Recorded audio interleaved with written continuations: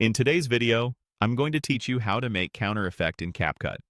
If you've ever wanted that clean animated countdown to kick off a clip, cue an intro, or time a transition, this walkthrough is for you.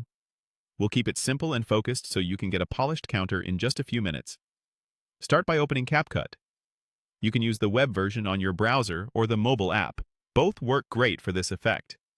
Once CapCut loads, you'll be in your workspace and ready to build a fresh project. Create a new project and select the 16:9 aspect ratio. This widescreen format is the standard for YouTube and most desktop playback, which makes it a safe choice for intros and overlays. Choosing the aspect ratio at the beginning helps you design your text at the right scale and prevents awkward resizing later. Next, add text to your timeline. You'll see an option to insert text on the main toolbar or the side panel, depending on your device. This creates a text layer that you can position anywhere in the frame. Place it where you want the countdown to appear, centered for a bold look or tucked into a corner if you're overlaying it on footage. Type your text. For a numeric countdown look, many editors simply type a starting number or a short label. What matters is that your text layer exists, so the animation can drive it. This is a good time to style it.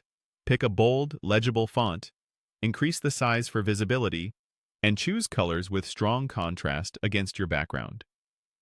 If you want extra clarity, add a subtle shadow or outline so the counter stands out over video. With your text selected, open the animation controls. In CapCut, animation settings let you bring text in, loop it with motion, and send it out. The counter effect lives here and will attach directly to the text layer you've created.